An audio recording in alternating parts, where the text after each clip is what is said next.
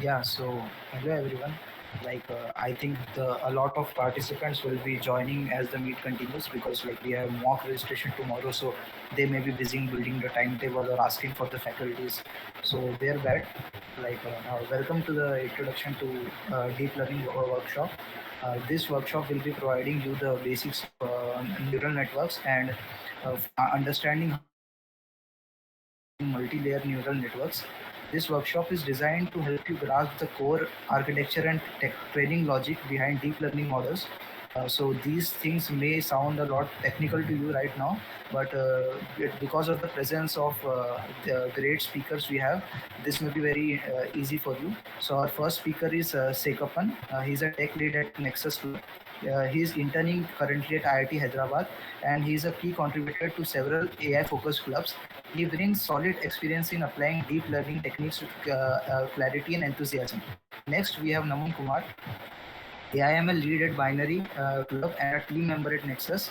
With a strong focus on practical deep learning implementation, he is here to bridge the gap between theory and application. Lastly, we are joined by Shubhansh Nigam, tech member at Data Science Club, who has consistently worked on applying deep learning to real-world problems with a hands-on, solution-driven mindset. With that introduction, I would now like to invite our speakers to begin the session. Thank you.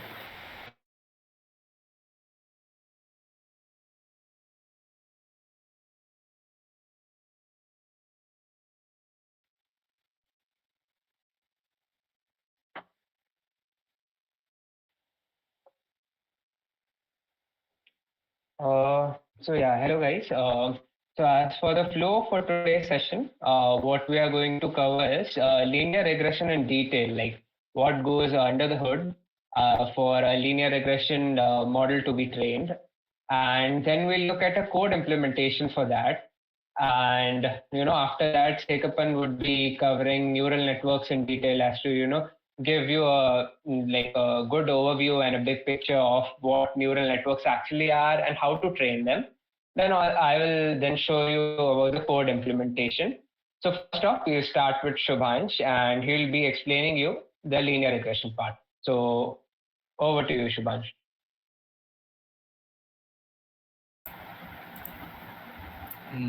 Hello.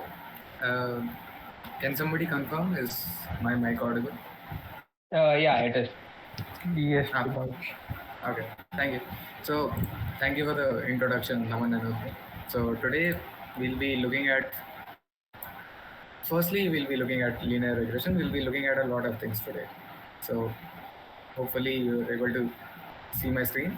So in the beginning, I'll talk about why I'm starting. We are starting with linear regression again. Even in the last session, if some of you were there, we talked about linear regression in the beginning, but the thing is, we want to go further, deeper into it. Actually, it's not deeper; it's a different approach that we're going for today. There are two ways of learning ML.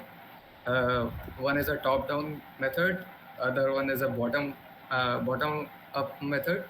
Top-down mostly deals with going first into implementation and then learning how the basics work, how the maths of what you're doing works, and that kind of thing. Bottom-up is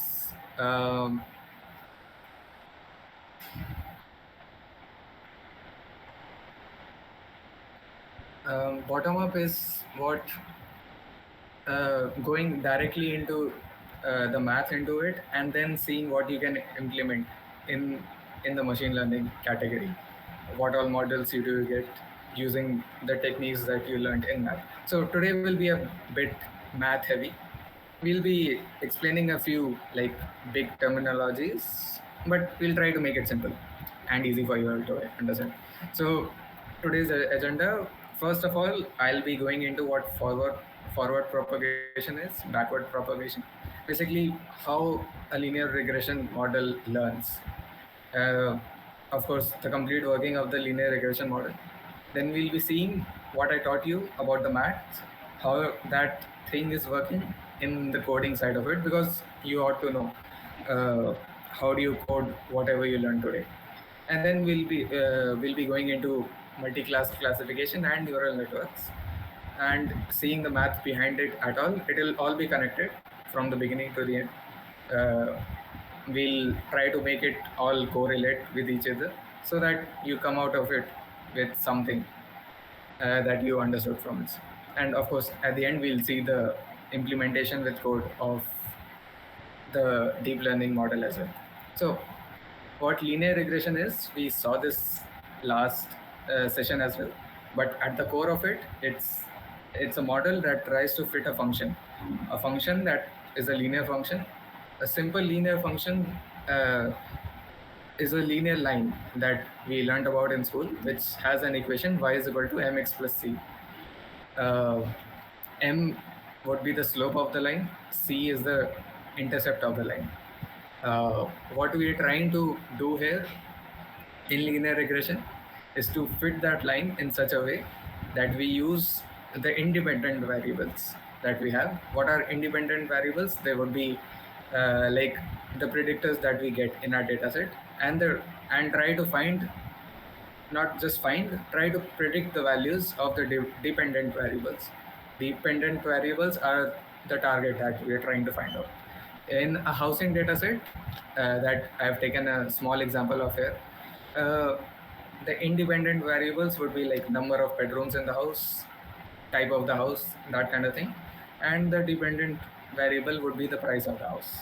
And we'll be, with using linear regression, we'll be seeing how the price of the house is affected using these features.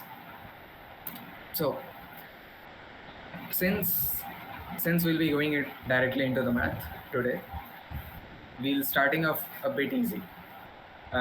We won't be using a lot of features.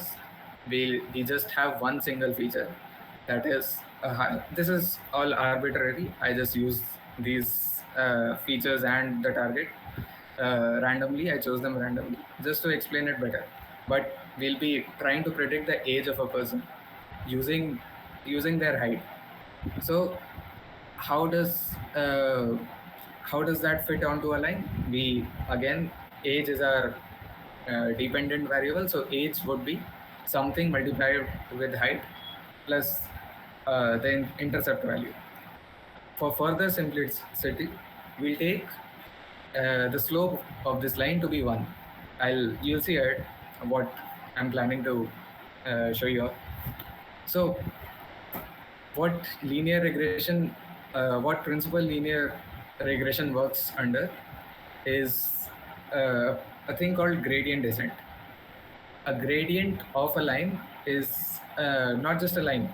Gradient descent is an algorithm that tries to minimize our computation cost when we are trying to find which route to take to increase our accuracy of our model. So I've used 3 points here.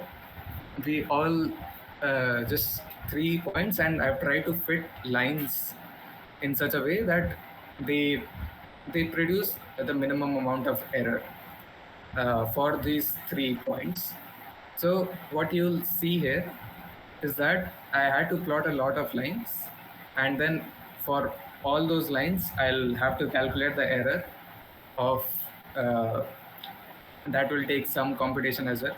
And once I get the error, I have to compare all of them and then find the best line. This could be a bit like challenging, not just challenging, computationally heavy. Gradient descent makes that easier for us by how gradient descent works is a 2-step method. It tries to the first step of that method is forward propagation, where the model tries to use the values that we gave it, the values of slope and the intercept that we gave it, and use that knowledge to see how correct or wrong it is. How does it check how correct or wrong it is? That is by calculating the loss. Loss we talked about in the last session as well, but loss is a value which is like measuring the accuracy of the model. And if the loss is very high, we'll have to like change the weights, may do different things to make the model work better again, so that the loss gets like lesser and lesser. That's what we do when we're trying brute force as well. If we plot all the lines, we have to find the loss and just use use the line with the least amount of loss. So how does forward propagation work? It uses any loss function. Right now, I've tried to keep things simple, very simple, in fact, and use a very simple residual sum of squares loss, RSS in short.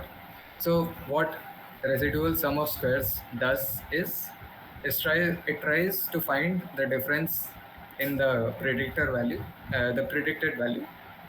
It tries to find that difference, it squares it and sums it up for all the values in our data set. So if our data set had five data points, it will try to find, it predicts the values for all those five. It tries to find the difference in the actual value to what we predicted. It squares that difference and then adds all of them up. That's our loss function for now. It's pretty simple. Uh, this is the equation for it, right?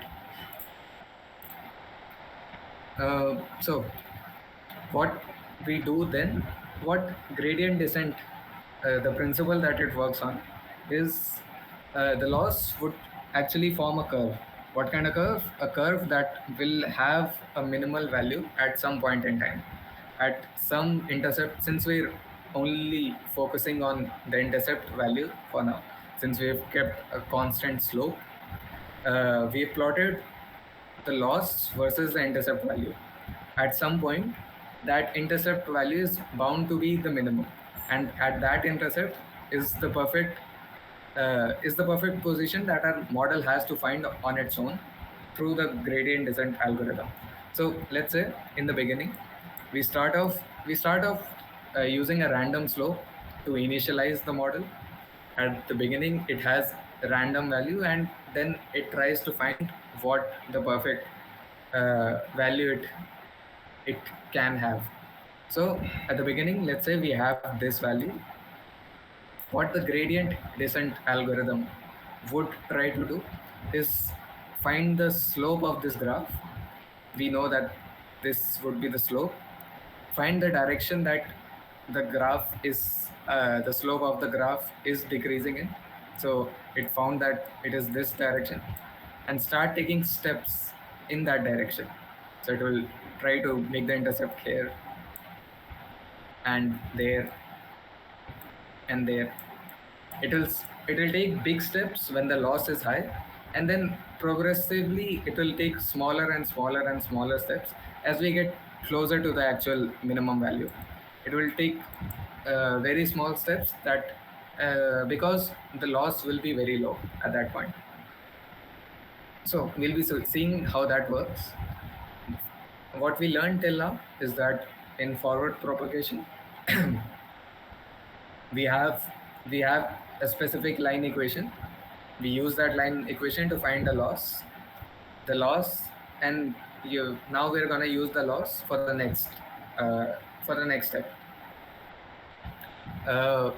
We'll be going into a step called backward propagation, and we'll see how to find that loss actually for this specific graph. So all these values I've taken are very simple actually. So you can directly see what the loss is going to be. So this is let's say we are taking the yellow line as our current model, the intercept of our current model, and we have to find the loss that this current model has. So as I said earlier, we'll be finding the difference in the y intercepts. Since this point is exactly on the line, it will have a zero error. This point is exactly 1 above the predicted value. So the difference is 1. 1 squared is again 1. So will be 0 plus 1. And again, this this point is 1 below, so this point would have specifically again, since 1 would be squared again, so -1 squared again 1, so this point again the loss would be 1. We use so our total loss is 2 for now. We use this formula, so we have found our RSS, which is 2. We use this formula, and what we do to calculate how much we have to change our intercept value by is by differentiating the loss by the intercept value. What that does is finding how much the loss is changing by a change in the intercept value. Of course, we all know how differentiation works. What this term right here is doing is finding how much the loss is changing by the change in intercept, and then since we know that value, since we have this value, this is the actual y and this is the y that we are predicting. Since we have this complete figure and we know how much the loss would be changing by changing the intercept, what we can do is use this step value. This is called a step figure. We can use this step figure, multiply with it a learning rate. A learning rate is what you use to control your model. As I said, gradient descent usually takes larger steps and then goes on to take smaller and smaller steps. But sometimes what can happen is that it takes steps so large that it completely crosses the minimal value that it has to find and starts jumping around a lot. So you have to really control how big the steps that this gradient descent algorithm can take. So instead of going in the correct direction like this, it would take something like this and this, and it can like jump around a lot. It can happen that it might never converge. So you have to reduce the amount that it can take in each single step. So what we do is multiply the step with a learning rate, that is a control variable. Let's take the learning rate to be 0.1 for now. We have calculated 2 as a loss. Our learning rate is 0.1. So 0.2 is our step calculation. It would be this figure right here is 2 that we calculated, and we have to, since we differentiated it, you can see how this can get differentiated into this what we currently have. We can see that, and -2 into 2 into learning rate would be 0.1, would come out to be -0.4. Now if we look at the graph, earlier we had an intercept of, for the yellow curve, we had an intercept of 1. We were at this point. Now what our model is telling, we have to, now that we have the step count, we'll be have to subtracting this step count with our current intercept value. So 1 minus 0.4. So after this step, our intercept value would be 1.4, which you can see is closer to the global minimum of this curve. Slowly and slowly, if you repeat this process, now again after changing the intercept, you go to step 1, you go to forward propagation, you calculate the loss again, you do this whole differentiating the loss with respect to the intercept, and subtract the intercept by that differentiation value. You do this step again. After that, what you find is that at some amount of time you will be very close to 2. You won't be able to reach exact 2 because gradient descent really slows down by the end, but you will be able to reach 1.9x amount as your intercept. That is what we saw just now is just for a single variable. it what we did is just trying to make the intercept more efficient for prediction now. But our predictions don't only depend on just the intercept, they work on both the slope and the intercept.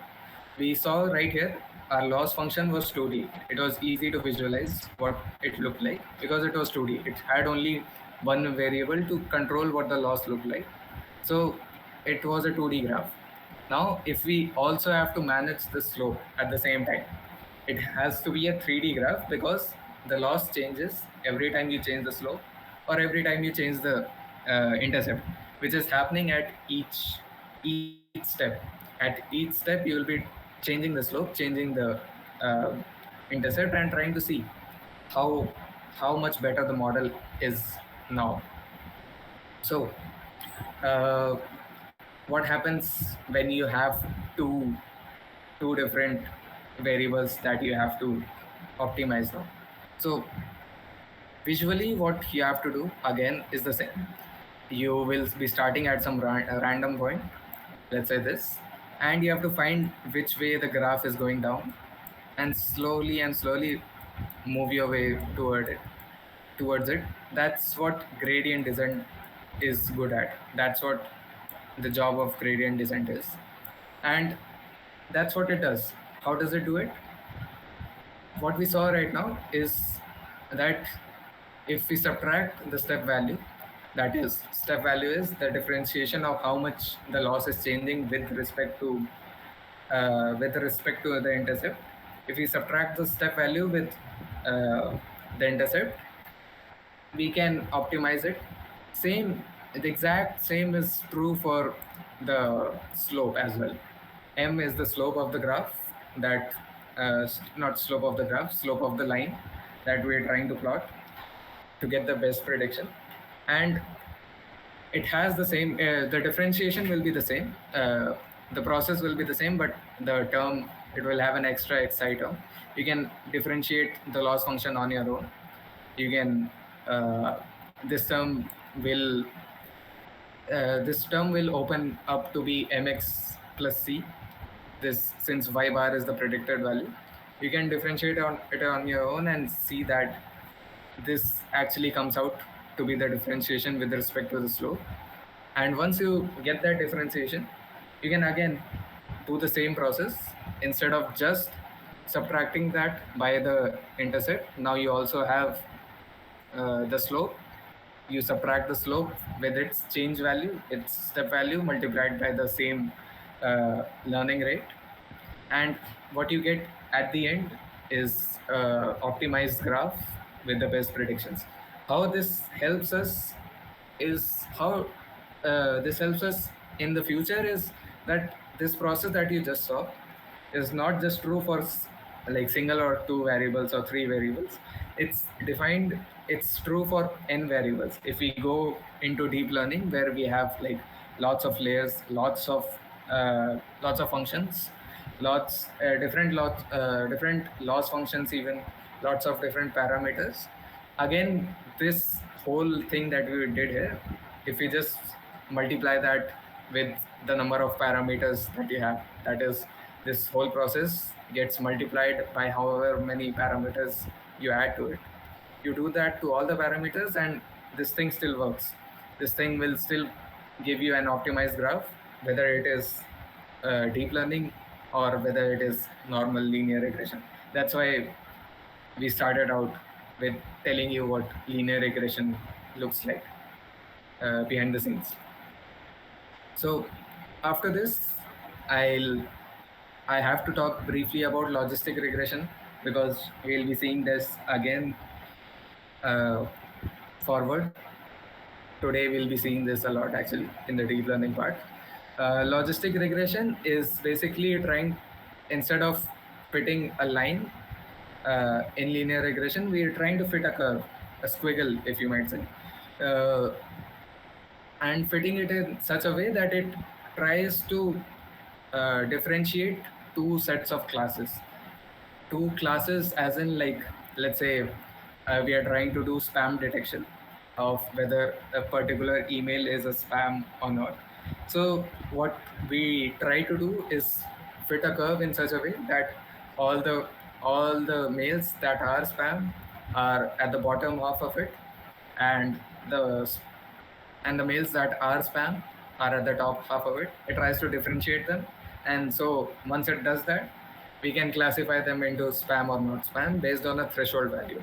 Threshold value is usually decided like by the model itself, and use that threshold value to best get spam or not spam, or like we are doing any other classification task, any classification task in general. We can use logistic regression to fix a squiggle such that it differentiates.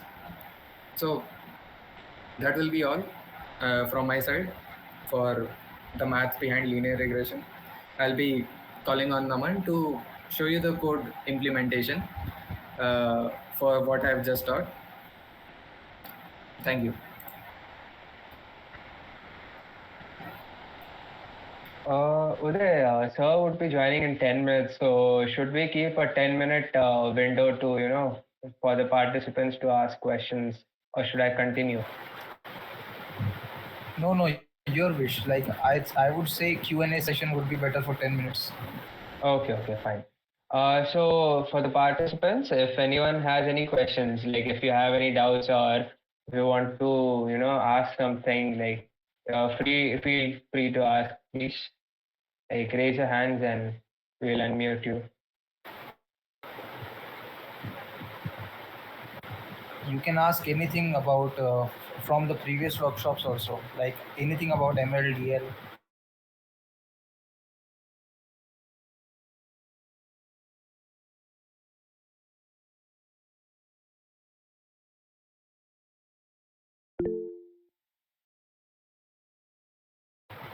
Yes, Roshan.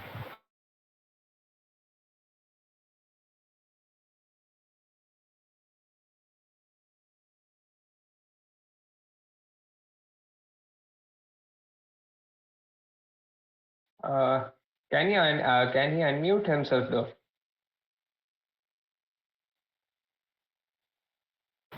No, I have unmuted all the participants. Oh, okay, cool.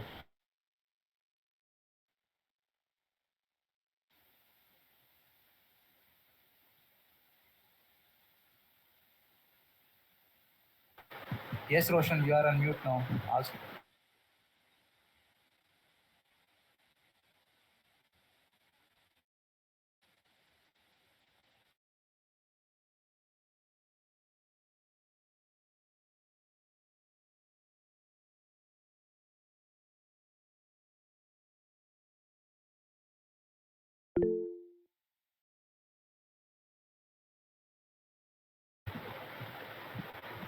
Okay.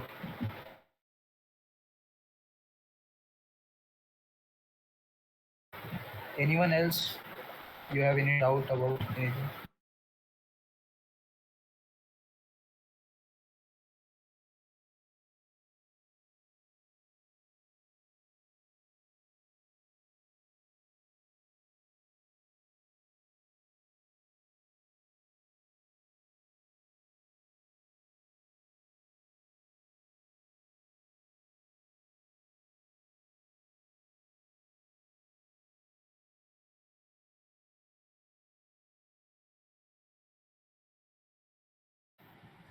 Guys, am I audible now? Yes, Roshan. Yeah, thank you.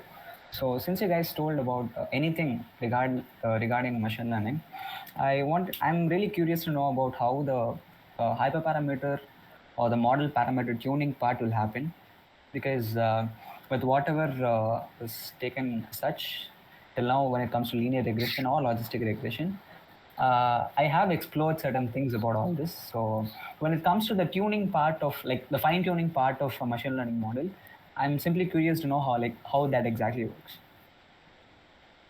So, Roshan, when we are talking about logistic regression and linear regression, we don't have many hyper parameters with us as Yeah. such. Okay. We only have the learning parameter, the Yeah. alpha, Yeah. that is attached to the gradient descent. Yeah. So I think you know the use behind the learning parameter to make sure that it reaches the global optimum without Yeah. any hassle. Yeah. So there are many algorithms that people use for this learning parameter tuning. Okay. Like they have something called a decay algorithm, which at the start will be very fast. As you go forward, as the epoch grows, it'll slowly start to decay. It'll become lower. So you understand the point that at the start you will get all the boost that you need. So even if it overshoots, it won't go anywhere else. But in the end, when it matters, it's a small update from then on. So it properly reaches the global minimum. So this is one such method. Okay. There are many methods like this which are associated with your hyperparameter. When it Okay. comes to intensive hyperparameter tuning, like in neural networks, mostly the hyperparameter that we'll be tuning in terms of normal neural networks is the number of layers and the number of neurons. Yeah. So it's mostly like sometimes what people do is they use something called PCA, principal component analysis, Okay. to check how many dimension can the given feature set be reduced to. If it's 200, the initial feature set, if it can be reduced to 100 useful parameters, like rest all are correlated in some manner, PCA will give you the exact number, how many dimensions you can decompose it. So what people do is after seeing this number, they set the neural network accordingly. So that neural network will slowly start decomposing the neural dimensions and it'll learn more. Okay. In terms of neural networks, I have explored that as well. You go up with the weight update process as such, right? With the use of the delta parameters, and by calculating the delta output and the delta parameters, you will carry out the back propagation process, and then you'll run it for a number of epochs until a certain tolerance value is actually reached. That is how the weight update process goes. When it comes to tuning, like how does it happen? It happens by PCA, as you said, is it? Like that's one of the method. Okay. Mostly people just they implement quick and dirty tricks of changing the layers and number of neurons. Mostly neural networks also have learning parameters, so Yeah, they they do. use a specialized algorithm for getting a proper learning parameter. Okay. And if you go to hyperparameter intensive models like support vector machines, Yeah. decision trees, in which you have a lot of parameters like max depth, minimum split, and Yeah, the positive hyperplane, negative hyperplane, all that. yeah. Yeah. So when you have stuff like that, what they do is we have a grid hyperparameter tuning and random hyperparameter tuning. So Yeah. grid hyperparameter tuning is basically you give it a certain range and it chooses it one by one. It's like a triple for loop. It chooses this parameter, it chooses this parameter, it chooses this. It goes on, like it tries all the possible combination. Whereas Yeah. in random parameter tuning, it just randomly picks out points and it starts tuning. Okay.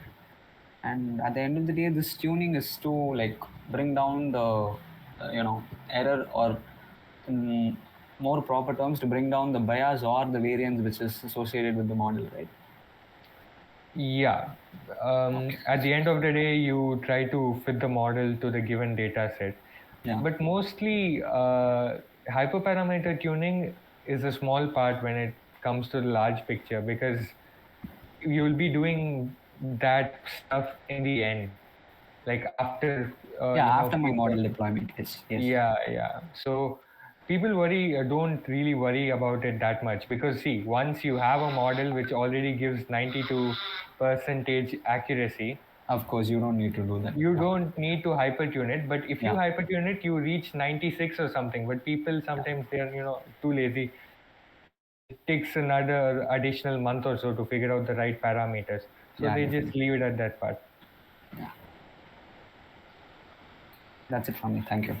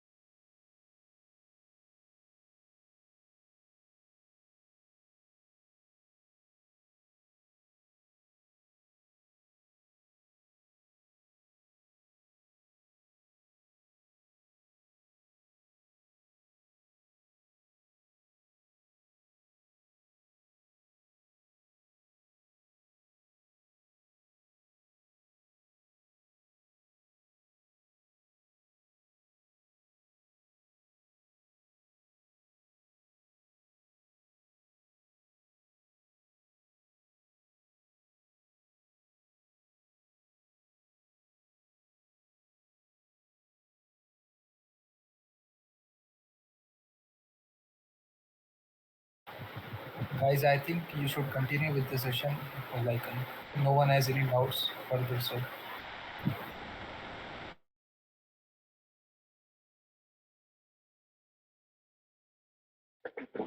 Okay, Uday, we'll continue.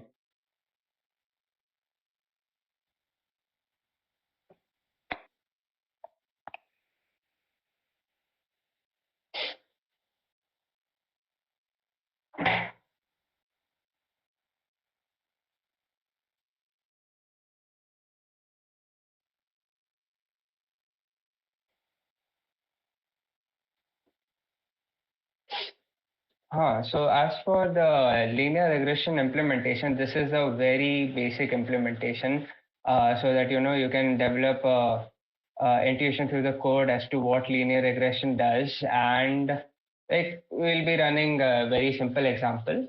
And in this, I have created a synthetic data myself, and try to fit a line on that so that the participants can understand as to what it is doing. And thanks to Shubhansh for that explanation. I'll be implementing the mathematical formulae that Shubhansh has used for the course of his discussion in this directly, so that you can understand as to what is going on. So as for the flow of the notebook, we'll be just importing packages, creating the synthetic data set, and define a function for the cost function and the gradient descent. Then we'll try to train the model and make some predictions and do the final visualization as to see how the line has fitted over the data set. So going over through the notebook, uh, yeah. So as for the packages, wait 1 second. Try to restart the session once. Yeah, so as for the packages, it's like the simple stuff that we're importing NumPy and Pandas and Matplotlib. And as from the scikit-learn library, I'm just importing the train test split. And we have discussed this in the previous session as well as to why dividing the data set into trained set, test set, and validation set is very important. And as for model selection as well, validation set is important. Right now, we are just making a simple linear regression model, so that is not necessary. But as for like the questions asked during the session today, like model selection becomes very important when you're trying out various stuff. Like you're trying to experiment with various models, so you'll be needing a validation set for that, and then you test those, your final model on the test set. So that's what we are doing. And I'll create a synthetic data set. Here's the equation for the y line equation. It's simply 3x plus 4. And then what I'm just doing is creating random points with noises along this line. So it won't actually be a data set or a data points as to properly forming a line or something, but you can get the intuition, you can get the feel that um, fitting a line to it would be a good start. So as for the like we'll create the synthetic data set, and currently it only has 100 points, and the train set size is 80, and as you can see the test shape size is 20, the normal 80-20 ratio. And as for the simplicity of this notebook, like I've just took one feature for the implementation. So as for the cost function, you can have a look. I'll share the notebook as well. Like it's a very basic, simple implementation of linear regression. And this is what the cost function we were talking about. And Shubhansh has explained it very well. Here, what we are doing is, the parameter theta, as per here, the feature I have took is theta, and I'm just passing in the data point, which is xi. So, xi means all the data points will be passed from the first data point to the last, that is the mth data point. So in this case, what we are trying to do is calculate the cost averaged out of all the errors being calculated throughout. So here's the prediction being made, through this function that we are using. That is our model. Whatever prediction our model makes, we calculate the difference of it with the actual value that we have, and this is what a mean squared error function looks like. So we'll just create that, and it's very simple to do. Like it's very, like I just written the mathematical formula as it is over here, and we do that.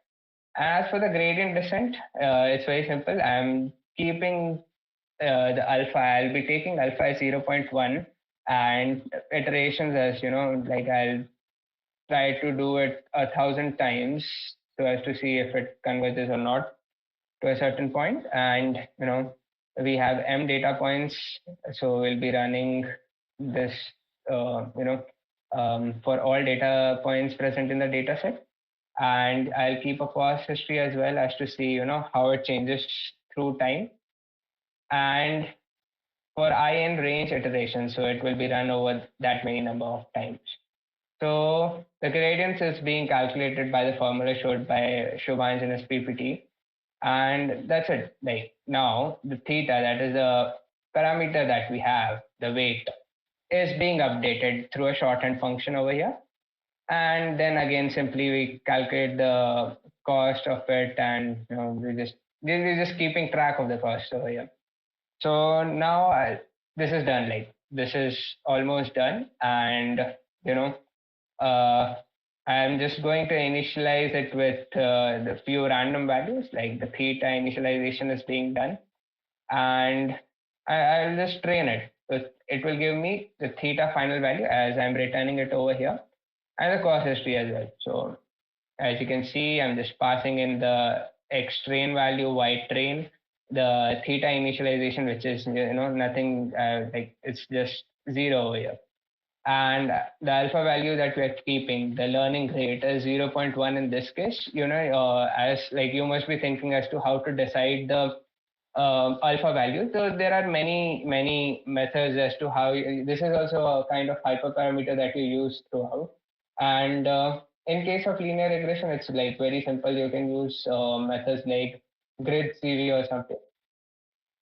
Yeah, so that we can do in order to try out various values, like various hyperparameter values. So yeah, that's it. Now we'll train it, and this is the final parameters that we got. Now we'll try to just pass it through the model that we have created and make some predictions and get the R2 score. And I think Shubhansh must have covered the R2 score as to how the model is performing. So as on the train set, it's doing an average job, and as on the test set, it's performing a little bit better. And we'll see the final visualizations. I'm not explaining the matplotlib code. It's like pretty straightforward. And that's how it looks in the end. The scattered points that we created along with the noise for we knew the equation all along. The equation was, what is it? 4 plus 3x, like 3x plus 4, right? And in the end, what are the final parameters we got? As you can see it over here, the final parameters is this, right? So it's not exactly like that. It's because of the noise that we added to the data set, but it's very close. So this is how you implement the linear regression. All you have to do is initialize your parameters with some random values initially. Then, we made a function to compute the cost of all the training sets. And like that's what batch gradient descent does. And, we haven't covered types of gradient descent, but like taking all the training points at one time and calculating the cost of them all together is batch gradient descent. And that's what we were doing in this example. And then we calculated the cost, and then we calculated the gradient and updated the parameters. And so we ran it over a few iterations, and we got the final line fit like this. So that's the basic implementation of the linear regression code. That's all from my side for now, and I'll be handing over to Sekkappan to start with the neural networks, the main thing that we have gathered over here for. So on to over to Sekkappan.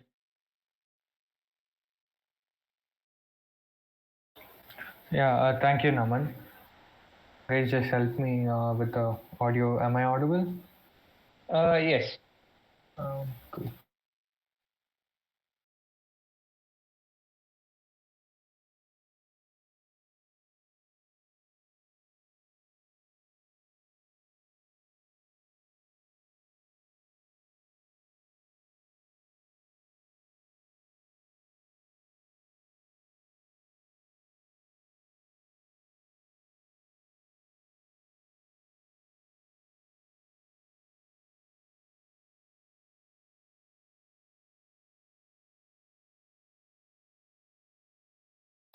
Is my screen visible, guys? Yes, yes.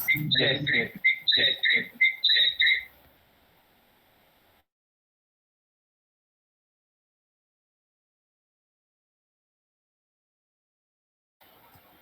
Okay, cool. Let me start with my part. So, as Naman told, this is oh, my video is not on. Just give me a second. Yeah, cool. So, let's start. So, as Naman said, this is the main part of this workshop that we are having right now, the deep learning part. Let's start. Deep learning is a very vast field. Like, deep learning is a subset of ML, which is vast. Actually, it's vast. It's same as ML, and we can't cover the entire deep learning in one session. So I'll be giving you the crux of deep learning, and I'll give you enough knowledge so that you can go and start looking at articles or research papers so as to develop the knowledge about deep learning on by yourselves. मुस्कुरा रहा है क्या?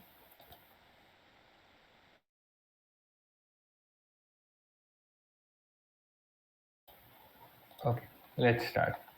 So what will we be seeing in deep learning is these are the contents that we have. What is deep learning and why is it popular?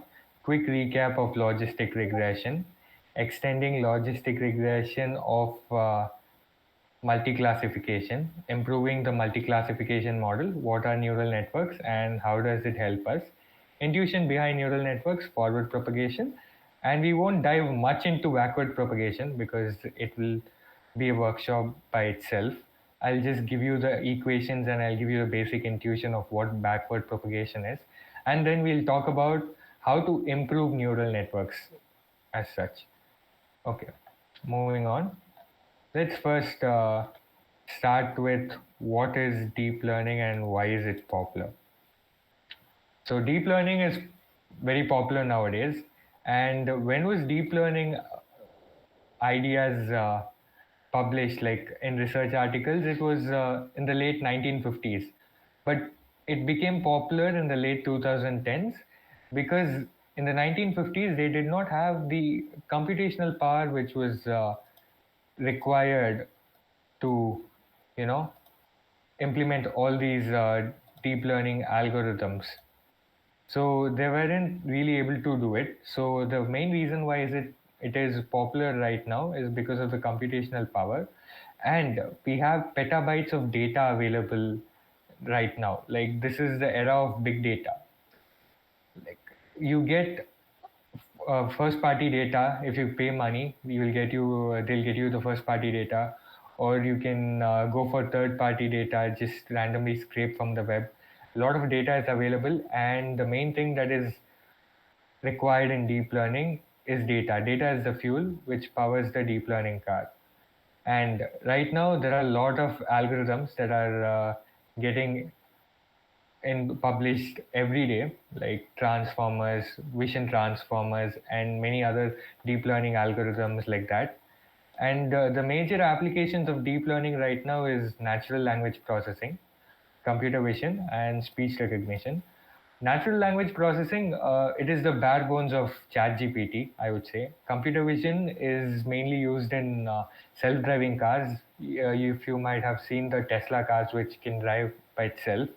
They use computer vision, advanced level of computer vision, and there is well-equipped hardware which can handle the load. And speech recognition, like the smart home devices like Alexa, Google Assistant, which converts your speech into text and then processes it using NLP, and then again converts the text to speech, which sounds like a real human. So moving on, now let's talk about logistic regression. I'll just put this thing in it. Yeah, so let's talk about logistic regression. Right now, we'll talk about binary classification, and we'll be doing it in MNIST dataset. If you're not familiar with the MNIST dataset, there are two types of MNIST dataset. One is the fashion dataset, and another one is the handwritten digit dataset that they have. Right now, we'll be talking about the digit dataset. The fashion dataset is also similar to the digit dataset, but the digit dataset, if I'm not right, it's 79 into 79 pixels. So fashion datasets images are a bit bigger and it's not user friendly really. So this MNIST dataset is like the hello world of machine learning. So if you are starting with machine learning, then you must have come across this dataset. So you have images like this, which represents digit, and your end goal is to predict which digit it is. And when we talk about images, if some of you might have heard about CNNs, convolutional neural networks, which are specially optimized for this, and vision transformers. But right now, we will be classifying these digits just based on normal logistic regression and neural network. How is that possible? It's possible by flattening this entire image into a 1D array, which is just combining all the rows into a single row and passing it into the neural network. This image is a black and white image. So if it's a 1, you get 1 over here. If it's a 0, it's basically black. In MNIST dataset, the numbers will be ranging from 0 to 255. So 255 indicating, I don't remember which one is black or white, but if 255 is white, 0 is black and 255 is white, I guess. And in between is the grayscale things that you can see, the patterns over here. But when it comes to real life images that you have 3 levels. Like apart from the rows and columns, you also have a depth. So RGB. So what happens is when you flatten the array, you not only flatten the rows and columns, you also combine it with a depth. Like if it's 2 and 2 pixels, so it'll be 2 into 2 for a black and white image, which is 4 features will be there. If it's a RGB kind of image that you're having, it has 3 layers again inside it. So it's 2 into 2 into 3. So 2 2s are 4, 2 3s are 12. Yeah, so 12 features are there.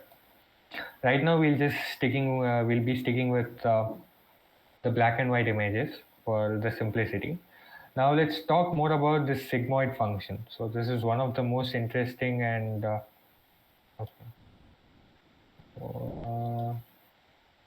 Yeah, just give me a second. Yeah, this is one of the most interesting functions that is there in the machine learning field. Every starter will know about the sigmoid function. Sigmoid function is the graph looks something like this. In 0, you'll get 0.5 as the answer. And as you go further in the number plot, you'll saturate to 1. As you go further on the minus infinity side, you saturate to 0. This function takes care of that. And you might be wondering why we chose sigmoid function over here. Like this comes from the basic assumption that the data is normally distributed. So when you do some tedious derivations and when you derive the formula out of it, at the end you will be getting this as the answer for the activation function. So you might be familiar with this equation by now. Z is equal to W transpose X plus B, where W transpose is the features that you have like number of bedrooms, what is the latitude of the house, what is the longitude of the house, how many bedrooms are there, and what's the like average income of the house, in the sense wealth of that particular house. And x x, this is x, my bad. And w is the parameter that you'll be training, and b is the bias, so that you get the intercept. So this will help us to model a linear function which will be helping us fit a line into the given data set that we have. So why do we need a sigmoid function? Like for a regression task, you will be fine with just this z, but for a classification task, you need to output your numbers in terms of probability. So when you need to output your numbers in terms of probability, this z will be giving you a number which is from minus infinity to plus infinity. The range of z is minus infinity to plus infinity. Just a second, I'll clear the entire board so it's visible to you guys. Oh, I think I cleared the heading also. Okay, I'll not do that. So yeah, so z's value is from minus infinity to infinity. While putting it into sigma, it gets remapped into 0 to 1. So in classification, you need probabilities, right? Obviously. So when it gets mapped to 0 to 1, it's more convenient. And this is a sigmoid function. You plug this z into it, and then this will be considered as your output. Now, the question is, will we be using the same cost function as linear regression, the mean square error cost function? The answer is no, because once you plug in, like, this is the graph that you have, like this is the basic classification graph that's given over here, the star and the blue circles and the red color line, and the red color line is given by the equation which splits it. So our task is to find this line, and this will fit this line, and this sigma z will basically give you a probability of it belonging to a particular class. And why can't we choose MSE is the main question. MSE will give you a nice convex cost graph like this based on W, and let's just consider W for now. W, and this is a cost function that you have. See, cost function. So you have one global minimum over here. That's the beauty of linear regression. It always has one local minimum, which is also the global minimum. But when you use the same cost function that we are using, MSE, for logistic regression, what happens is when you try to use MSE, the function becomes something like this. So when it becomes something like this might be the lowest point, but sometimes our model can get stuck over here. And the only way to come out of this is to increase the alpha, the learning rate, so that it shoots right out of it and goes outside and comes over here. But this is not an optimal solution if you ask me. Like, every time you get an answer, you might be wondering if it's a local minima or if it's a global minima. And one of the most bad things about this is that you can never find out if it is a local minima or if it is a global minima. So that's why we introduced this cost function. This is called the log likelihood function. And log likelihood is given by minus of y log y, 1 minus y log 1 minus y cap. So y cap and y are different. Y is the actual value that you have, which is 1 or 0. And y cap is the probability that you have, which ranges from 0 to 1. So this cost function works, the way it works is very simple. So if your answer is 1, your log value should also be 1. If that's the case, your answer over here will be 0, and over here also it will be 0. So log 1 is 0. So 1 into 0, and this will be 0 obviously, and this won't matter over here. So the cost becomes zero automatically. But let's say you have some sort of probability like 0.96. At that point, you multiply 1 with log of 0.96, which will give you a number, which becomes a loss. Like the loss is at negative, like negative some number, like 0.269, something like that. So this will be for a single training example. Now, if you sum it over all the training examples, you'll get the total cost. Like the terminology is important. People might mention loss functions, and sometimes we might use cost function. So both are same, but there's a very subtle difference between the both. And loss function, we use the term loss function when there is only one example that we are talking about. And cost function is used when there are many examples that are associated when we are talking about. Like if this function is the cost that is given for m example, it will be called as a cost function. If it's just for one example, we'll call it a loss function. But it doesn't matter mostly, just info.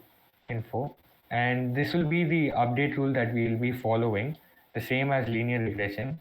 And the derivative will also be the exact same, like the log likelihood will evaluate to the same gradient descent, the same derivative, similar to the linear regression. So you'll get the same answer. The only thing that's different from the linear regression and logistic regression is the sigma and the cost function.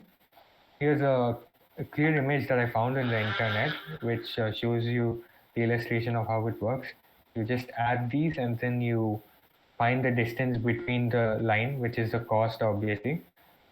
And then you use sigmoid function to convert it to 0 to 1, and then you output the probability. Like if it's above 0.5, you say it's 1. If it's below 0.5, you say that it's 0.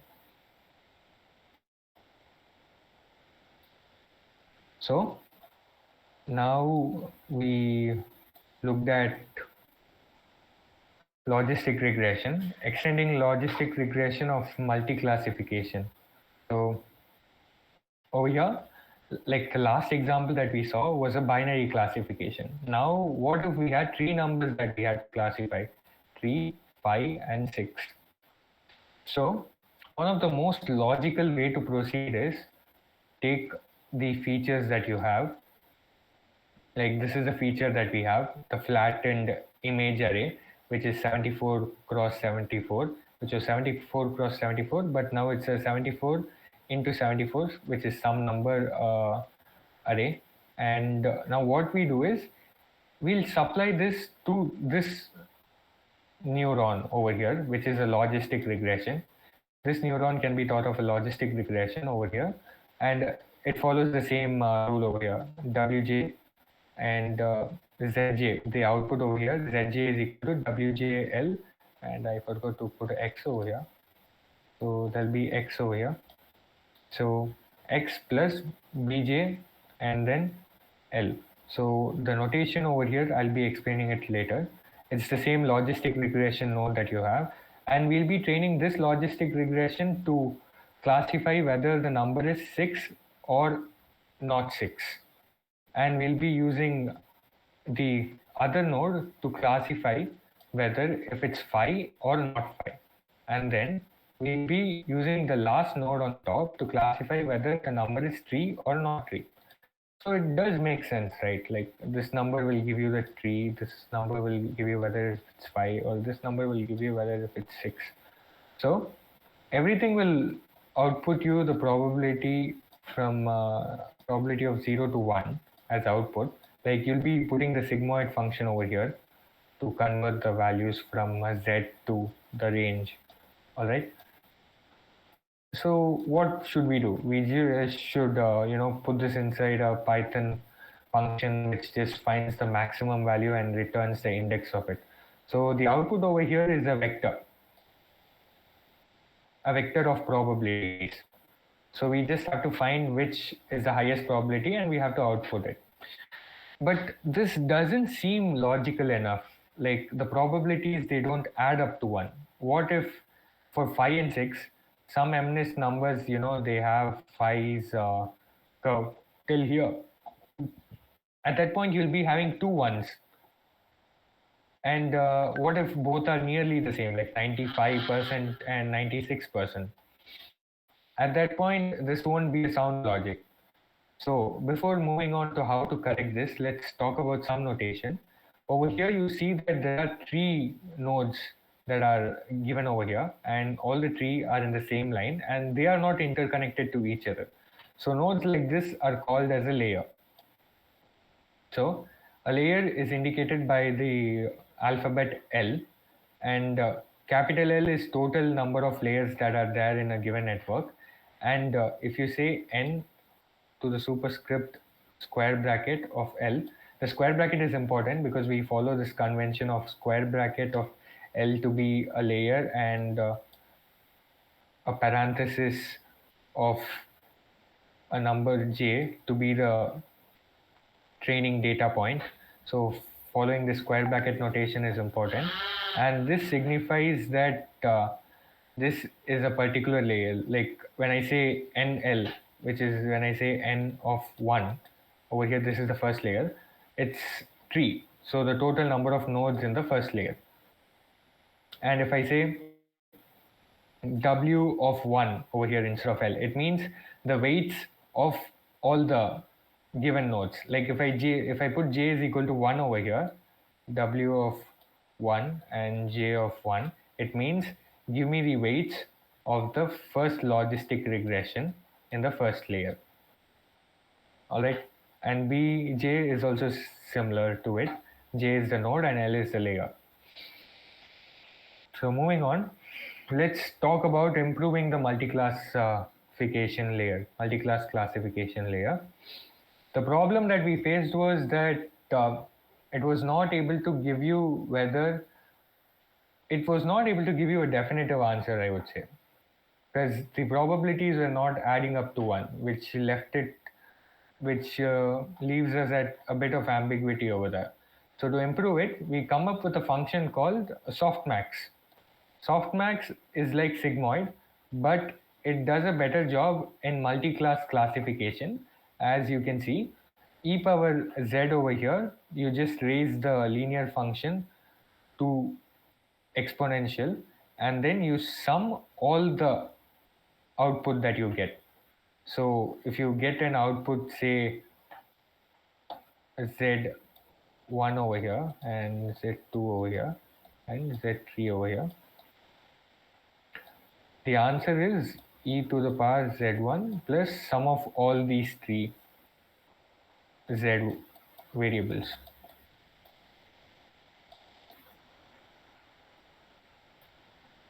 So this will give you a number between 0 to 1.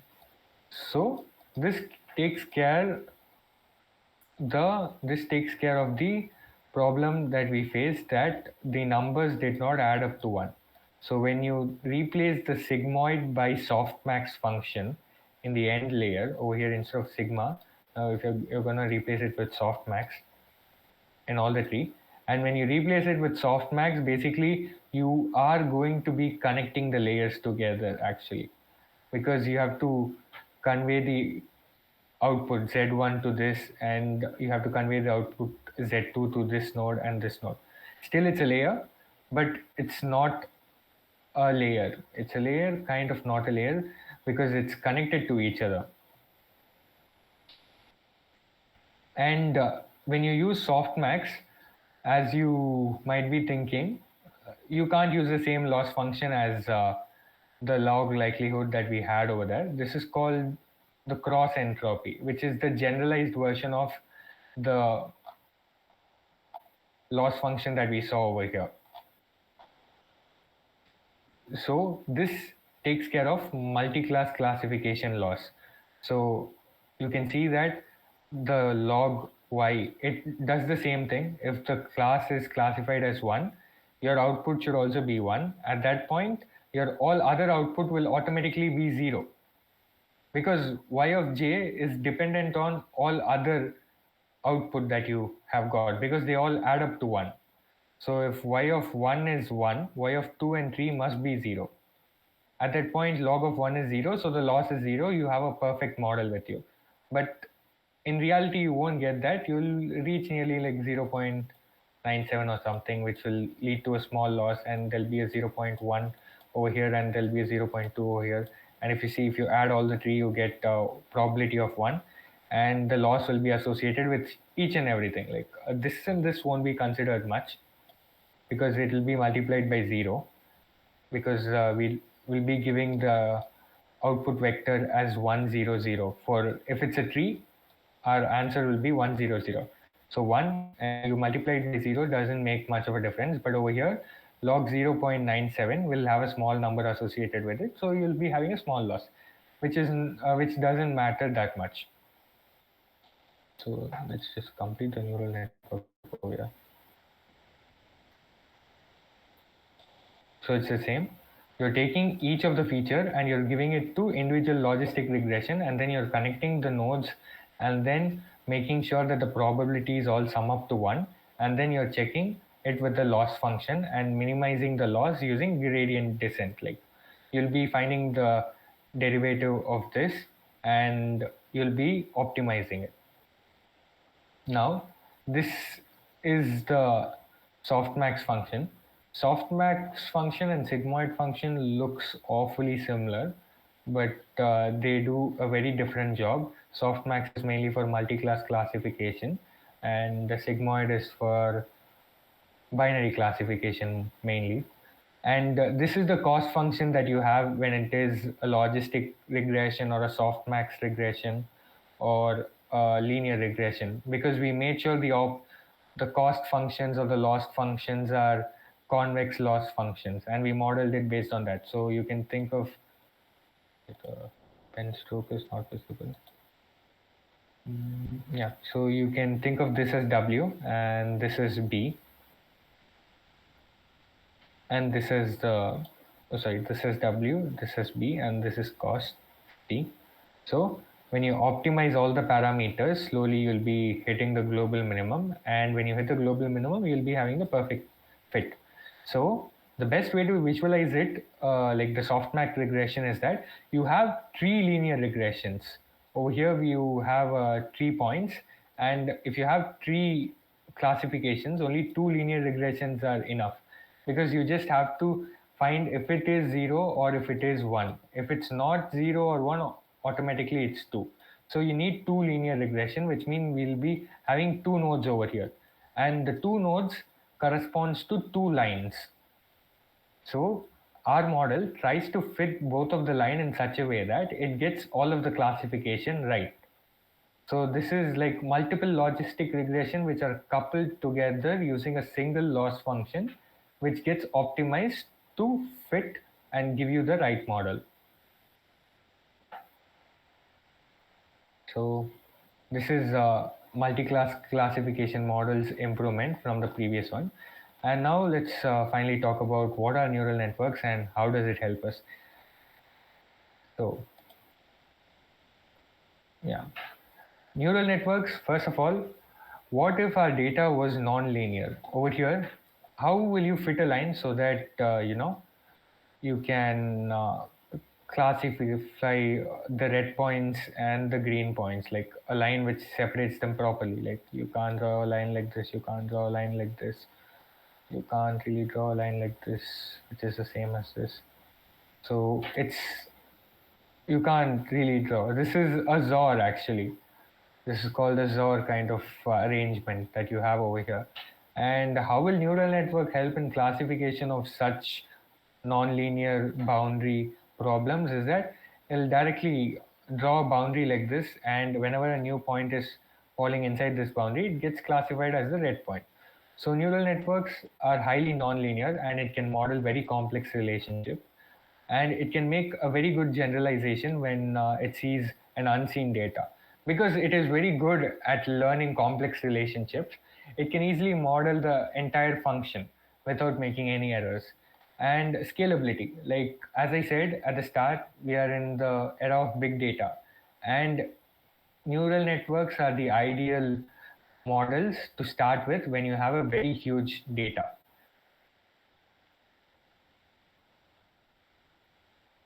Just a second. I'll have some water.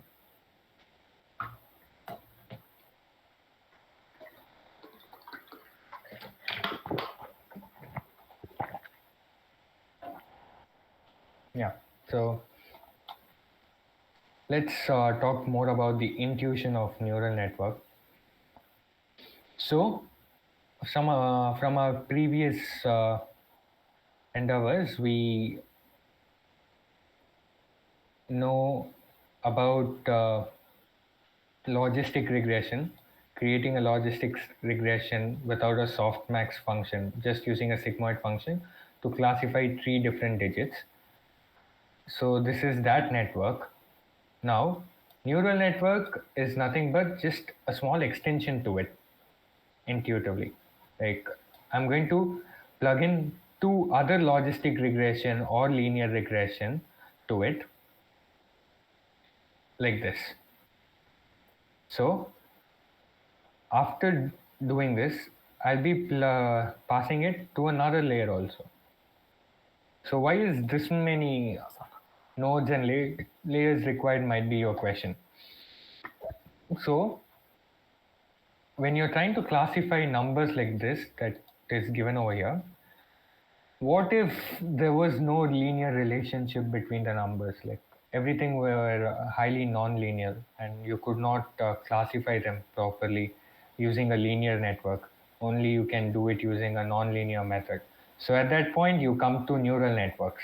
And how do neural networks pull this off? And the answer is, it is a very simple group of logistic regression which kind of talks to each other and circulates information to get the answer. So as I said, all of the node, any node that you have in a neural network, a simple feed-forward neural network can be thought of as a logistic regression or a linear regression, every single node. And you're passing all the features into each linear regression that is over here. For our case, let's consider this as a classification problem and let's work on it. What we are going to do is we are passing in all the features which are flattened, like the flat array that we had. We are going to pass it in all the 3 regressions, logistic regressions. What each logistic regression does is not clear. Like a neural network is a black box model. Like the more flexibility you get, the less interpretability you'll be receiving from the model. It's like a trade-off that you have. So we really don't know what these logistic regressions are trying to predict. But a basic intuition can be developed that this node can be thought of predicting if there is a curve in the image. This node can be thought of as if there is a straight line like this in the image.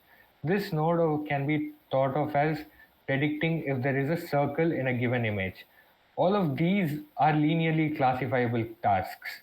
So once we do this, now forget about this whole layer that you had. So give me a second. Yeah. So forget about the layer that you had over here. And right now, what if I tell you the linear regression tells you that there is a good probability that 0.192% of there being a line in the image and 0.98% of there being a circle in the image. And you have nearly 0.01% of there being a curve like this in the image. So you can think of this as a new input to a new logistic regression layer node. Like you have 3 features now with you, which are the combination of the 79 into 79 array that you had. 79 into 79, which will be some number. So that is being decomposed to 3 numbers. So those 3 numbers are now the representatives for the next classification that you're going to do. So when these 3 features, see, these 3 features are also getting passed to this node and this node also. So when I say that it has both a line and a circle, this node will automatically classify it as 6. And this node will automatically classify it as not 6. So this layer is not needed at this process. We can just terminate at this layer. So in MNIST, you have 10 digits. So we'll be having like, we can say that we'll be having like 40 or 50 neurons in the first layer that we have over here. And we'll be having 10 neurons over here in this layer. So when it comes out over here to here, it automatically finds the representative features and it passes it, and there will be a output array which is of size 10 and which all adds up to 1. And also it makes sure that the digits are classified correct by giving the appropriate probabilities. So it's kind of an ensemble of logistic regressions that kind of, decompose the task into simpler tasks. First complete it, then go to the bigger task, use the previous task's output to, make the next complex task easier. So this is how the nonlinearity is achieved. And the main thing in neural network is that if you don't put an activation function in every layer, like the output of every layer, you have to enclose it inside an activation function. If you don't do that, what will happen is this whole neural network that you have will become one big logistic regression. It won't capture any nonlinear features because, as you saw, the activation functions are nonlinear essentially. So when you try to map numbers onto it, like let's say you had numbers from -2 to 2. So in your data set, the whole range is that's it. So at that point, look at the numbers that are getting outputted. It's a nonlinear range of numbers over here. So these activation functions are the main tool which helps in providing the nonlinearity that a neural network requires. So if you don't put a activation function, it becomes one giant neural network. Like it will basically be like you have many weights multiplying with each other, which will result into one giant weight vector that you have. If you have a nonlinear activation function, even though it's getting multiplied, the nonlinearity is essentially captured over here when it's getting passed to the other layers. And now the notations over here, I forgot about those. The same. Over here, 1 means the first layer, 2 means the second layer. X over here signifies we are not talking about any node in general, but if I put 1, I'm talking about this node. If I put 2, I'm talking about this node. So these are the forward propagation equations that you have. Z1 is equal to W1 into X. Z1 is the output that you receive over here. Z1 is a vector which is of size 3. 1, 2, 3. As you can see, like 3 outputs are been received, and all the 3 outputs are being passed to the next logistic regression that we have over here and over here. So it's a simple logistic regression equation, and we apply nonlinearity, and then we take the nonlinear input and then we put it to the next layer. If we don't use the nonlinear input, basically what it will become is W2 that you have will get multiplied by W1 X plus B, and you'll be adding it with B, another B, B1, B2, and over here it will be a bracket. So when you multiply this, it will become W2 W1 X plus W2B and B2. So over here, as you can see, there are no X associated with it. So this is like a constant term entirely. So this becomes a huge bias term. And this thing is 2 weights which are multiplied with each other, which becomes a giant weight. So at the end of the day, it becomes Wx plus B, which is a giant linear regression, which you don't want, obviously. That is the reason why we are using activation functions after every layer.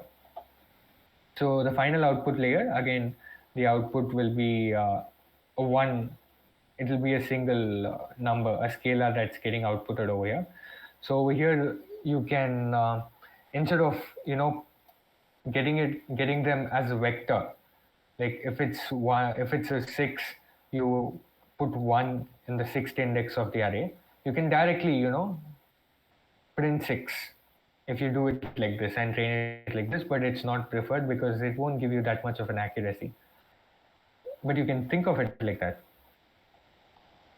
And do I have, yeah, okay, let's quickly go to the dimensions so that you guys understand how the dimension thingy works.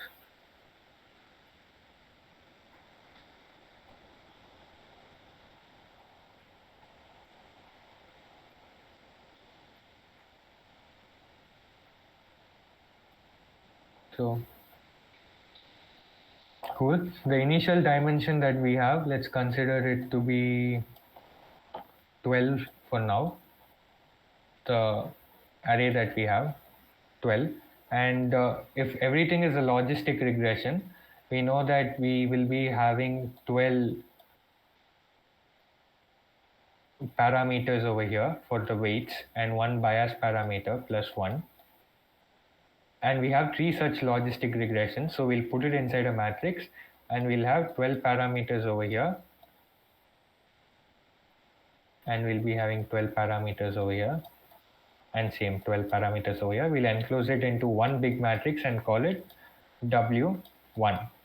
So as you can see, the number of nodes in the given layer cross the number of features that are there in your training example, which is basically 3 cross 12, which is the same dimension that we got over here. So the weight vector is 3 cross 12 and the output vector is the number of neurons in the given layer. So this has 3 neurons. So basically the next layer is going to get 3 dimension vector as input for each node. So when 3 dimension vector is the input for each node, how many weights are required? Weight parameters are required over here. Same, 3 parameters are required, 1 for the bias, and you have 2 nodes. So it will become 3 cross 2 for the W2 that you have, which is given over here. See, it's not anywhere associated with the training data set that you have. It is dependent on the previous layer's output that you have over here. See, N1, which is the number of nodes in layer 1. Similarly, you do the same, you get the answer for this, and the number of layers in the third layer, which is the number of nodes in the third layer, which is 1. And this is how the dimension part works. And coming on to the backpropagation part, these equations might seem scary, but once you understand the maths part of it, it doesn't look like. So essentially what we do is we backpropagate, like we feed all the values and we store all the values over here, here, here for every node. We store it in some kind of dictionary where we map it as this node's parameter is this node's parameter is this. And then we take the derivative, go backside, and we reach this point, and then we calculate the total derivative for everything, and then we basically update it. Like we find the derivative for each layer and update each layer. So the easiest to calculate is the outermost node, and then the next difficult one is the hidden layer, and the most difficult one to calculate is the first layer, because the last layer essentially is just a logistic regression. If you think about it, 2 features coming out, so the answer is literally the same. If I've mentioned it somewhere, okay, oh, it's over here, like W3 over here. It's just the same. A2 is nothing but X transpose, and you know the error term over here, which is sigma 3, look at it, it's y cap minus y. And this is the derivative of the sigmoid function that we have. Sigmoid function's derivative is sigma into 1 minus sigma, so that's why we have a sigma over here.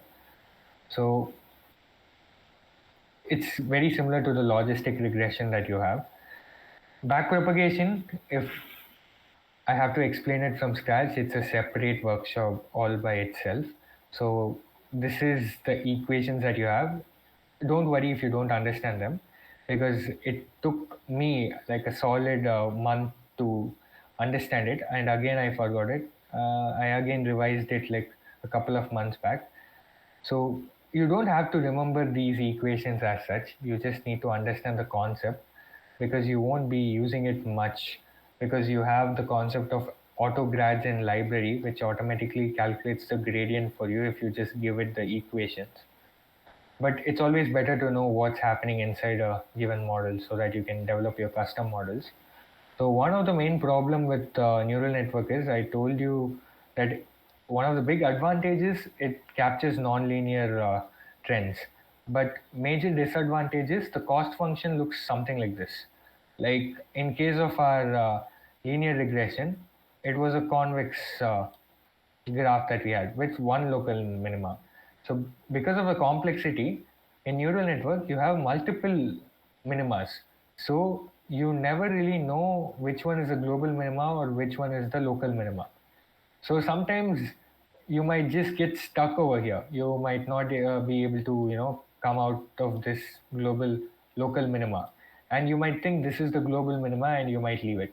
But if you would have used some hyperparameter tuning, like setting the learning parameters and other stuff, you might, like if you're lucky, you might just pass to this part and you might reach the global minima or another minima which has lower cost than this minima given over here.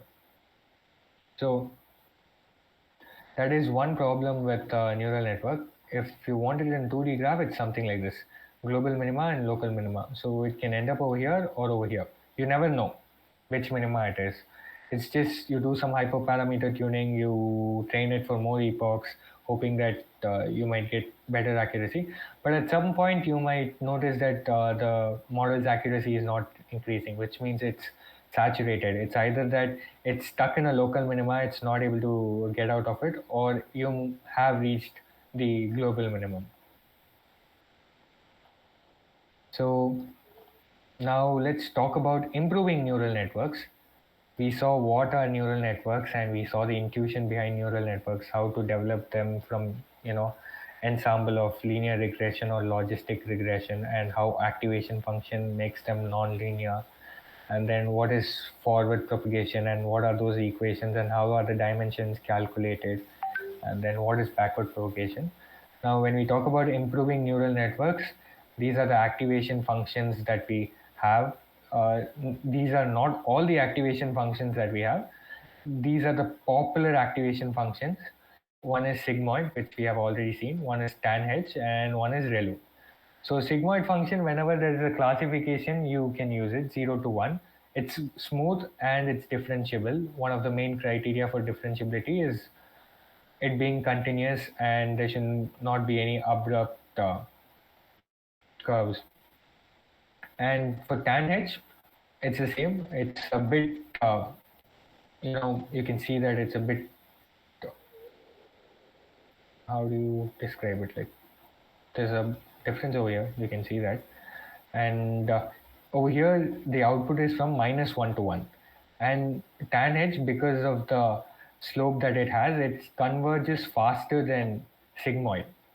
But the output is from -1 to 1 that you have. And the last one is relu. Relu is a simple function. If it's less than 0, clip it to 0. If it's greater than 0, just give the same output. So when you're trying to predict housing prices, you can put tanh in between, and for the end neuron alone, for the predicting neuron, if you attach relu, it'll be the best thing to do, because housing prices can't be negative. So this will take care of that part. And sparse activation is where it only activates certain neuron, only certain logistic regressions will be working. And why is this important? Like you might ask, only if certain logistic regressions in a neural network is working, then isn't not inefficient. So when only certain logistic regressions are working, there's this concept of like sparse activation it needs a bit more background than this to explain. So I think the neural network will perform well when you have a sparse activation, and avoiding vanishing gradients when compared to sigmoid and tan H. Like you see, there's a saturation point in the sigmoid and the tan H given over here. This is what happens is when you start taking gradient, automatically sometimes it might go to 1 or sometimes it might go near 0. So at that point, when you go backward from layer to layer, it basically you have a number n and it gets, you know, raised to the power layers that you go back. So if you have 200 or 300 layers, say, at that point, if your number is 0.98, already the gradient is 0.98 at the output layer. If you raise it to the power 100, before it reaches the last layer, the gradient will become 0 and your neural network can't perform well. Same applies if it's greater than or equal to 1. So ReLU takes care of it by making sure there is no vanishing or bursting gradient. And then last part to improve a neural network is normalization. Why is normalization important? Let's say you have a data set like this and you did not normalize the data set. It looks like this. Normalization is basically you take the feature, you take the mean of the feature, and then you subtract it and you divide by the standard deviation of the particular feature. And you normalize everything. When you normalize all the features, x1, x2, you can see it becomes a nice and proper circle, which is centered at 0, 0. Over here, it's centered somewhere around 0, 50, 0, 0, 50. Over here, it's centered at 0, 0 with normalization.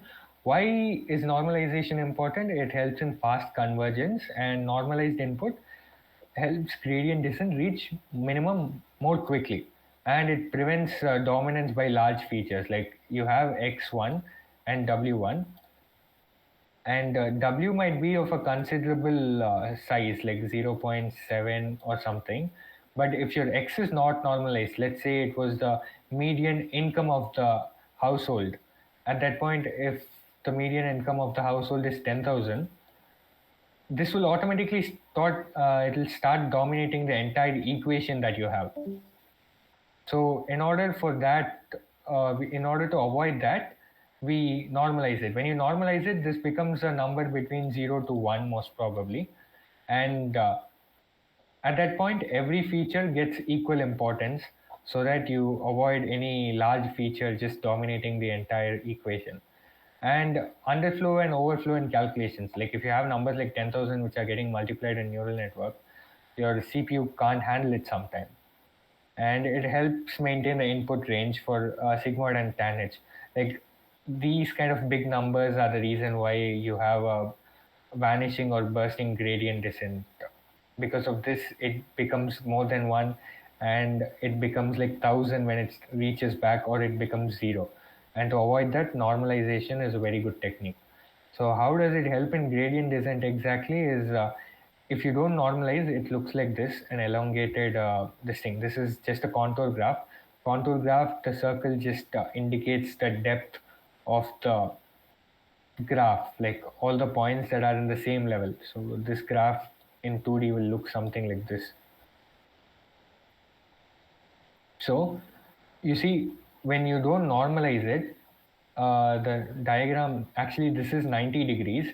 So when you take the gradient descent of it, it doesn't go to the next level, the next level, which is near to the global optimum. Because of the 90-degree angle of the gradient descent, it goes to the same, what is it called, level again. And again, when you take 90 degree, that's when it goes to the next level. So it goes on like this. This will make sure that you get a huge number of iterations. So when you normalize it, it doesn't go through this process. When you take that 90-degree thing, it automatically goes to the next level, and it goes and it immediately reaches your global minimum that you have. So this is about neural networks. I have explained you the intuition and how to go about optimizing your neural network and what is forward propagation and how to understand it based on linear regression and logistic regression as base. Now Naman will be showing you how to implement the coding part. Thank you. Thank you, Sekkappan, for that amazing explanation. So now we'll be looking at from scratch what is it, implementation of neural networks in a Jupyter notebook. And I have tried not to use TensorFlow or any such libraries because it makes your work like you won't be able to get the intuition as to how neural networks actually work. And as for the session covered by Sekkappan, I'll be implementing each and everything. And so let's get started with it.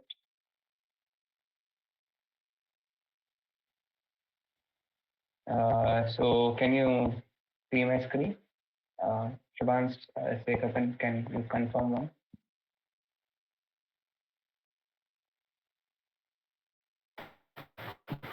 Yeah, it's visible. Okay. Yeah, thanks.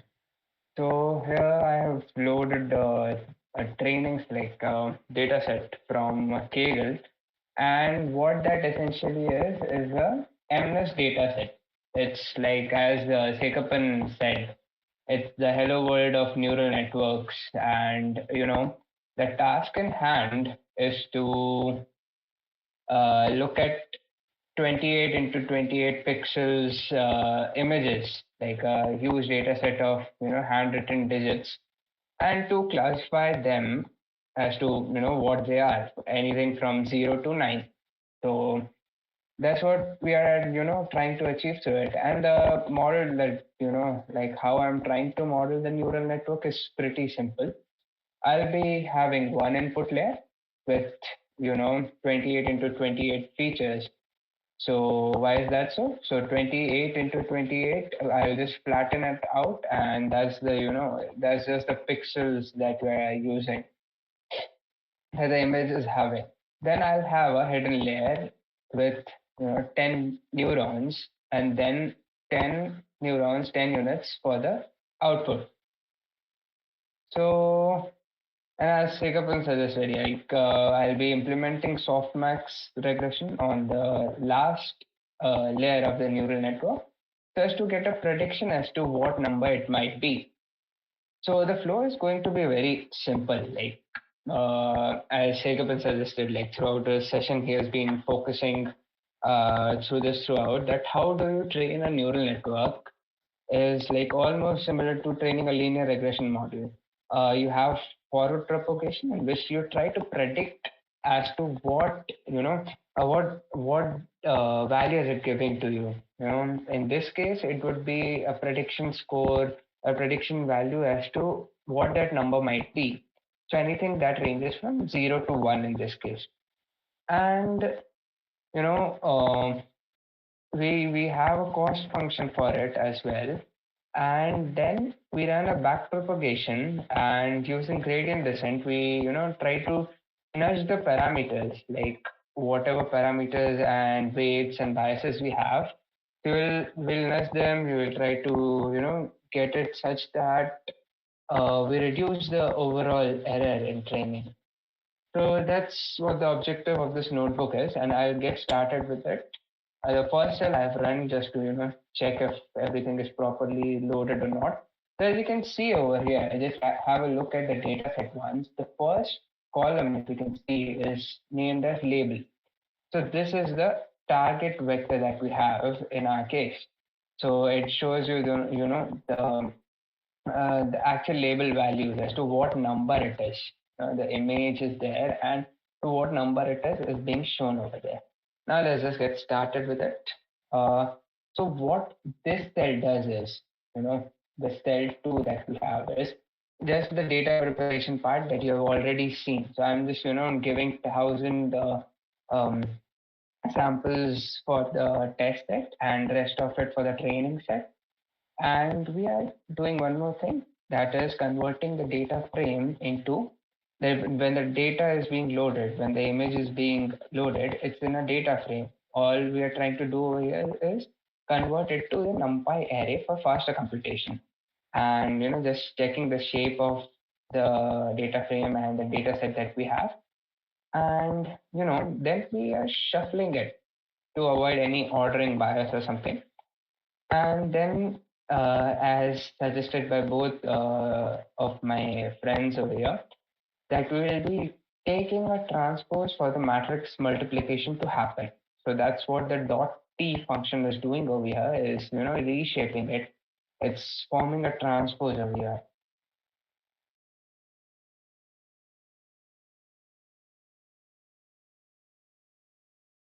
Based on normalization.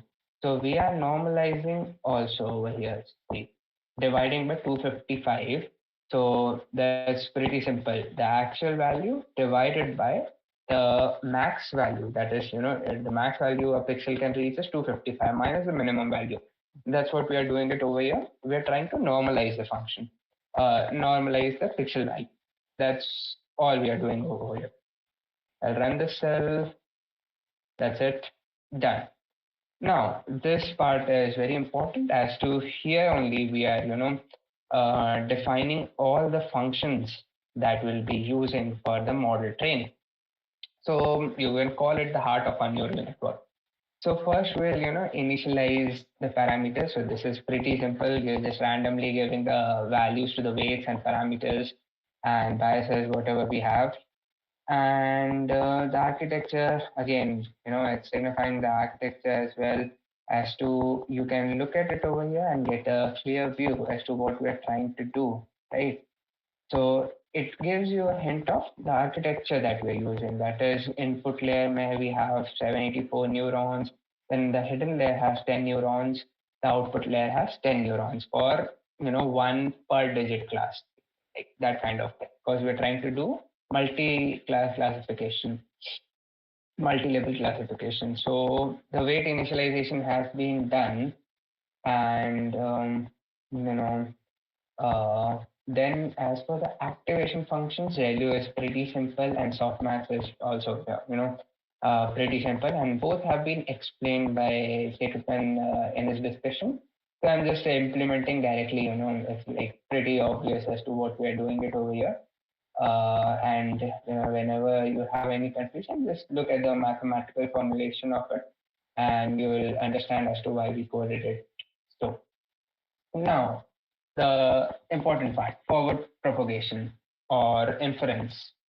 For a given image, in our case, for a given image, we are just passing it over through the neural network and trying to get a output. That is a prediction as to what number it might be. So first, it goes to the hidden layer, then hidden layer to the output layer. And the matrix multiplication part was covered by Sekkappan. So here you can have a clear look at as to what it is doing. So Z1 is the value we are getting for all the activation neurons in the hidden layer. So this part takes care of that. So W1 dot product with X. And then we apply our activation. So the activation function here was nothing but the ReLU function. Similarly, now we have obtained A1, which can be used for the calculation of Z2. That's what we're doing it over here. And again, finally, we apply softmax function to get the activation values for the last layer of neurons. So this is it. And this thing will be using later on, and it's again pretty simple. The same value will be returned, and as for one will be returned in this case. Like if it is greater than z, it will return one. Otherwise, it will return zero. Like basic Python. And then one hot encoding, as this was discussed in the previous session as well. As you can see, like over here, the label gives out 0, 1, 2, 3 value number it is. But to directly map it to it would be very difficult. So what we are trying to do is creating a vector for each, what is it? The final prediction won't be what number it is. The final prediction would be a vector of all the numbers from 0 to 9 along with the prediction values. So it might be, 0 0.1, 0 0.2, 0 0.3. And as for suppose in the example of we have pass an image of 2, and like the model hasn't been trained yet, and it's making through the forward pass, it's making a prediction such that for 3 it is showing, a very high value. So we'll be taking that into consideration. So something like that.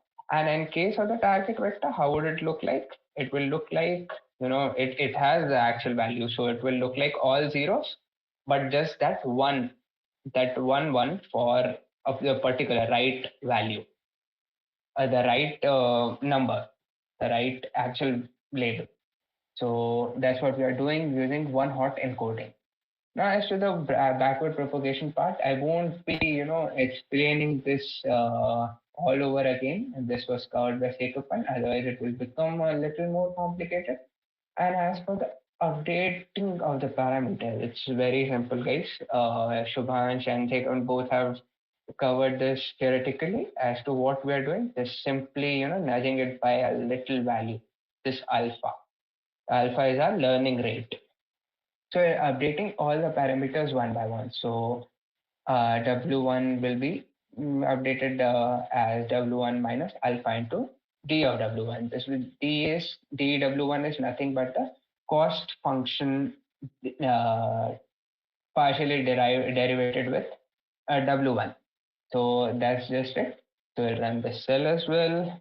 And as for the get predictions, we are passing in argmax. So it returns, by passing what number we are getting it. So that gives you the actual, like the prediction that we are getting. So it will return the number as to either it is predicting it to be 1 or 2 or 3. So like for the last thing, this is the accuracy part. Okay, we'll take care of that afterwards. Yeah, now we're applying the gradient descent. So it's pretty simple, like it's very sequential at this point. It's very sequential, and why do I say that? We pass in the X matrix, Y, alpha, and the number of iterations that we want, that like we would like it to train. And W1, B1, W2, B2 are initialized using the initialization function that we made above. Now, these many times are we running, as these many number of iterations we are going to run it. Now, we are getting the prediction values, right? We're getting the prediction values, and all these layers will be updated. So forward propagation does that for us. Now, in the backward propagation, we get values for DW1, DB1, DW2, DB2. So these have to be subtracted by a small number alpha from these, the actual values that we have. So these many times, these many number of iteration times, it will be updated. And then finally, we'll reach a convergence point. So, this function is just, at every 10th training instance, it will print it. Just for the training purpose, I have made this. So we'll run this. How did I run all the cells? I'll restart the session once, the Google Colab session.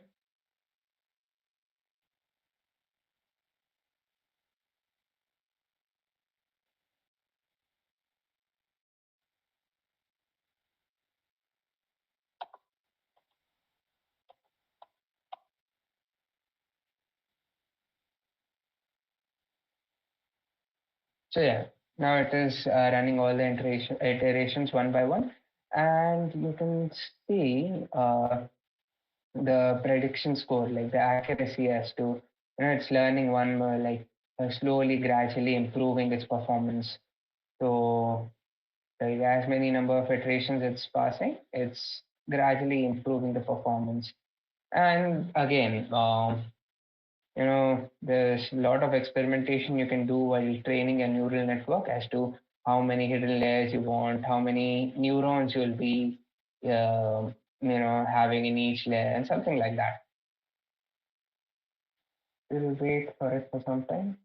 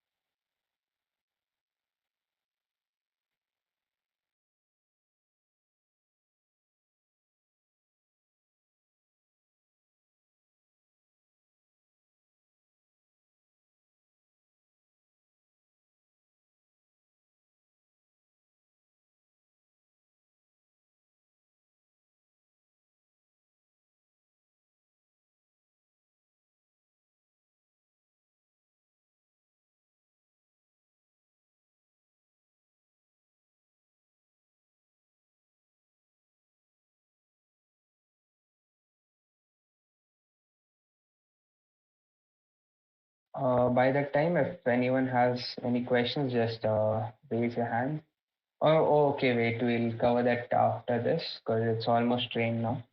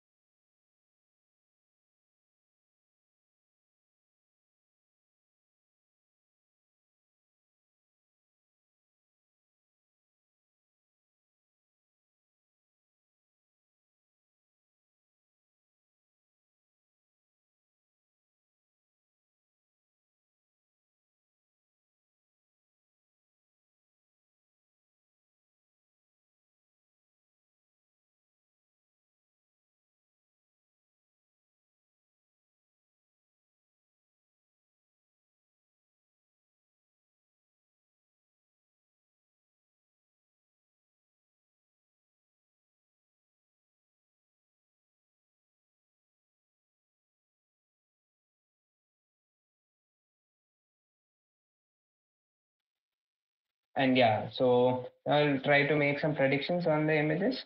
So as for, like I have taken 4 images just for example. Okay, so as you can see over here, the prediction and the actual label are correct.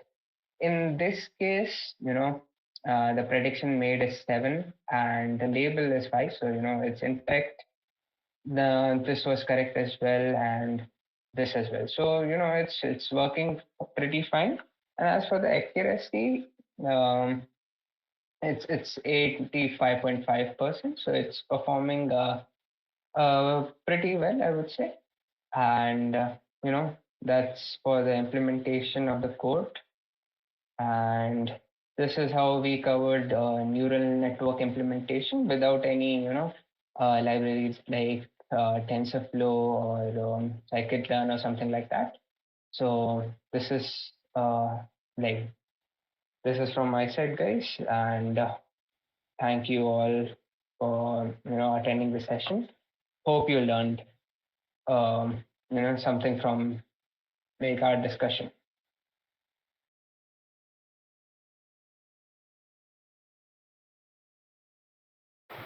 Yeah, if anyone has any doubts, so you can ask or we'll wind up the session.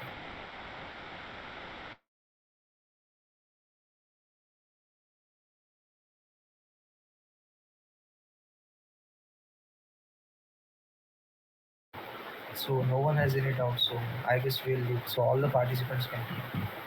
Uday, 1 minute, Uday. Uday, yes. Yeah, yes, sir, yes. Yes, yes. So good. I was listening to first this Sekkappan when he was describing and all those the procedures. It was nice. Basics are always important because nowadays, right? And also to Naman, you are explaining very well. Okay. The basic things are very, very important because yes, without even knowing how the activation function works, without even knowing how the features right are selected, how the back propagation happens, how weight updation happens, right? People are applying.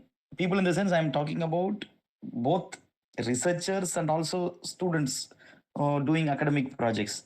straight away they are applying vision transformer only, because they have GitHub repositories already available, downloading and straight away running the codes, because they don't have time also for listening to the basics. So therefore, workshops like this, seminars like this, webinars like this, it is a nice platform for students, right, to read the basics. So it is good, right? So maybe, right, you can also plan one session each for only CNN, only vision transformer. Okay, forget about this ResNet, GoogleNet and all. Just CNN, then some variants like ResNet, EfficientNet and all.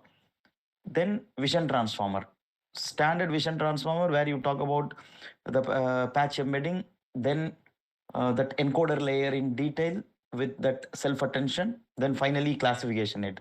You conduct session that will be really useful for students. So good. I appreciate the club, the organizers, and also the attendees for attending. Right, I kept listening to this, parallelly doing some other works. Okay, nice. Keep it up. Nice. Thank you, sir. Thank you. And guys, will we be able to access the content of whatever that has been covered in this webinar? Yes, we all will share, the notebooks and the PPTs and whatever we have covered, we will share it on the group. And the collab file and the PPTs, I would like to Yes, everything. Thank you so much.